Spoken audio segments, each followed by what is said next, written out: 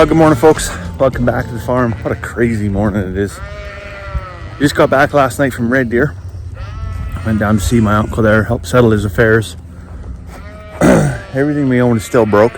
That thing right there, rear CV joint, I think that's what it is, because it's clicking. Can't get that thing into the shop until not this coming Friday, the Friday after. That's a royal pain in the ass. Blueberry over there behind the dumpster where it belongs. Parts are in for that, so I'm going to pick those up today. See if I can get that transmission shifter cable on tonight. Then we have a lady coming this evening to show us a new livestock guardian dog that she needs to rehome. That might be an option for us, might not be an option for us. We'll see how that goes. Then tomorrow morning, I gotta go wheels up back down to Red Deer to clean out my uncle's house. So, hair straight back. Somewhere in here, somewhere I gotta try to fit in a couple of days of work this week. I'm gonna go to Grand Prairie today, work today, tomorrow I think, try and work out a White Court. I'm halfway to Rocky Mountain House then. That would help. Just gotta check on the baby chickens and turkeys in here. Everybody was good last night. Food, water, everybody's alive. Bingo. That's all the attention they get this morning when the wife gets up and gets the kids off to work. She can do it more. Well, the kids aren't going to work. Kids are going to school. Kids to school. Let's start there. Then she can do a more thorough check. And I think that's enough for what's going on around here, but no, let's add one more thing. So there's a fella coming today. He's going to redo our pantry. So last night we got home, I want to say it was like 9:30, 10 o'clock, late. Guy's coming to tear out the pantry today and put a new one in, however that works. That might be a 2-day project, that might be a 2-month project. But so basically we had to take 8 years of stuff, get it out of that pantry, and get it somewhere other than in the pantry. So that made for a late night. And no kitchen table space left anymore. All right, so I'm home from work.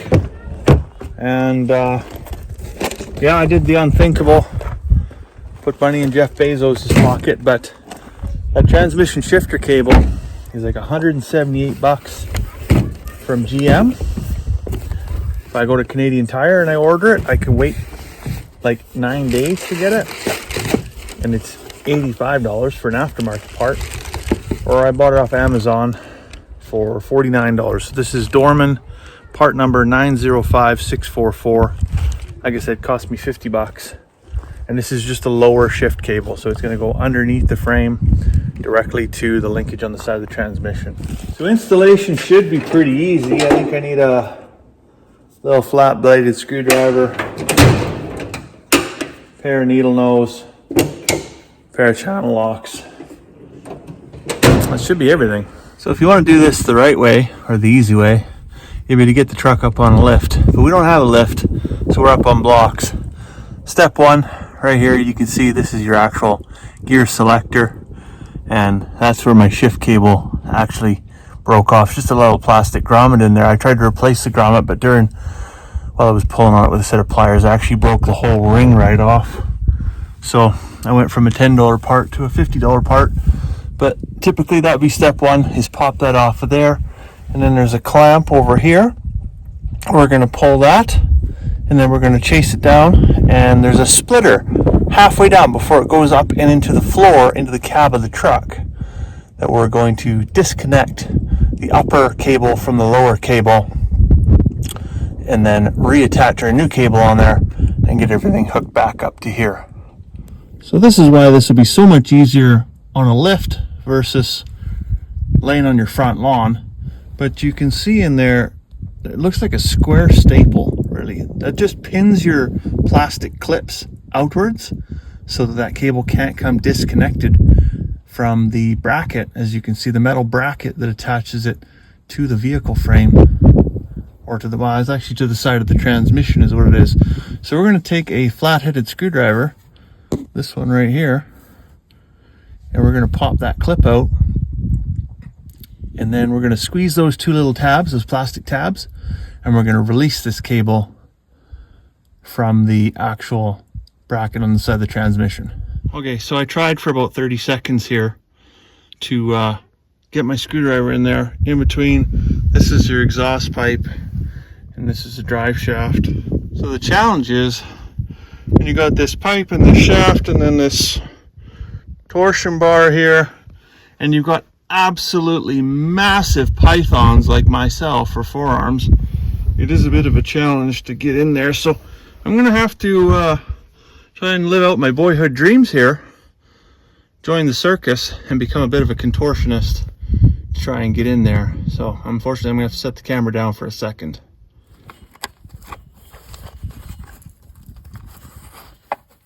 Just trying to pry that out of there with the screwdriver. Oh, there it goes. There it goes. Where did it go though? That's the problem.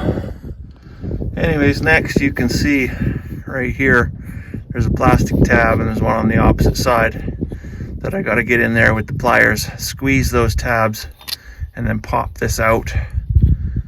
And it'd be really easy to do if there wasn't a transmission and a drive shaft and an exhaust in the way. But if life were easy, we wouldn't be coming to YouTube to find out the answers to our problems. Once you got your cable out of that little bracket on the side of the transmission, you got to fish it out and over the top of the transmission, and then it comes out right to here. So this is your splitter between your upper and your lower shifter cable, and then you can see right there, there's a little cable that holds it in place on the underbody of the vehicle, and this little plastic grommet right there is where it goes up and underneath the floor mat and up underneath the dash of your vehicle.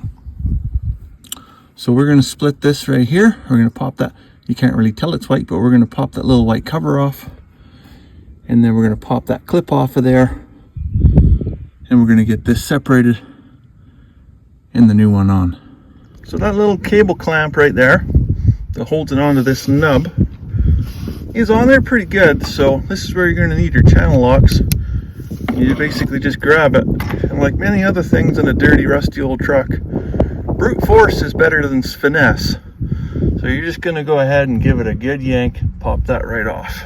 So now you're looking at this contraption and you're probably wondering, well, how does this come apart? Well, what you got to do is grab this white collar and pull it back.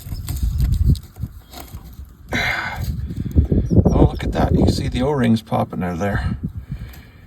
And then that white one that's behind there, you want to grab that and pop that out. Now once you've got your white locking collar removed, you'll see in here there's this little clip. Tough to zoom in there and focus, but you're going to want to pull that off with needle nose pliers, and then this will actually separate, because this is a male and female connection here. Don't lose that little clip there. Yeah, I'm talking about this tiny little clip right here. Don't lose that piece, or that might cost you another 60 bucks. I'm going to set it right up here on the running board so it doesn't disappear. Anyways, with that clip removed, you can go ahead and you can see how that male connection with this little ring right here, that's where that little clips right in there. And you can just go ahead, shimmy that over the frame and pull out your cable. There, you're half done. We've got our new cable fish in over top of the frame.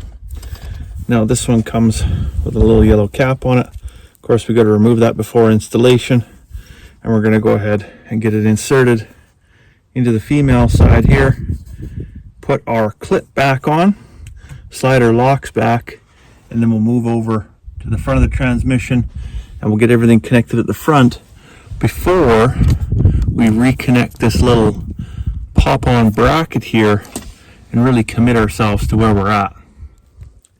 Remember the part where I said don't lose that little clip? I was there with my needle nose pliers trying to put it back together, and guess what's in the grass? Let the search begin. Look what I found. That is worse than looking for a needle in a haystack. It's looking for a clip in the middle of the lawn in primo dandelion season. Okay, so we got our little brass clip back in there. We're going to shove that together. We're fully compressed. And then we're going to put our little locking ring back on. However the heck that went on. I think it went like this from the top.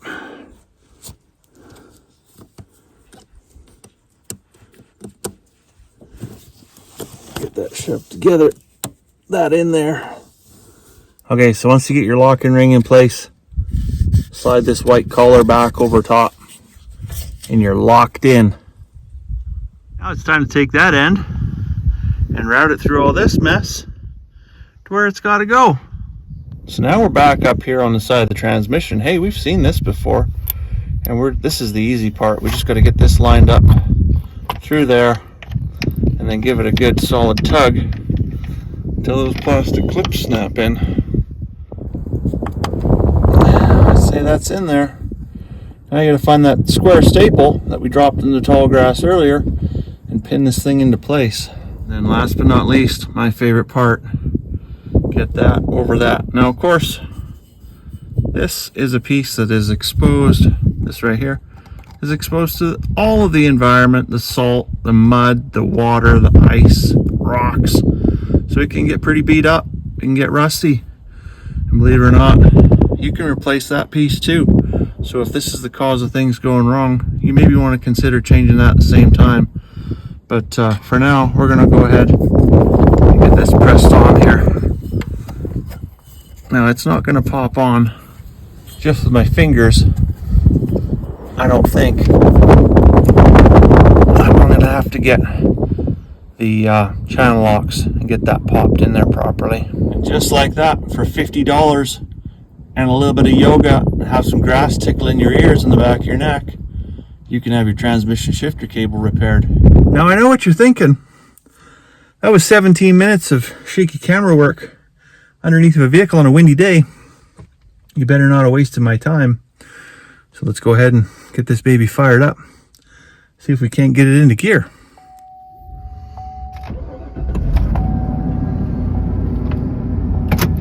That should be reverse. Hey, look at us go. We are in reverse. We're reversing. So much reverse right now. Back around the corner. Okay, let's make the shift to drive.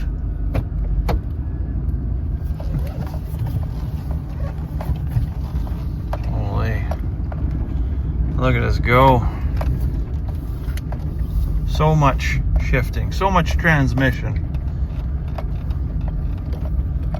All right, now we're in a good spot, pointed straight.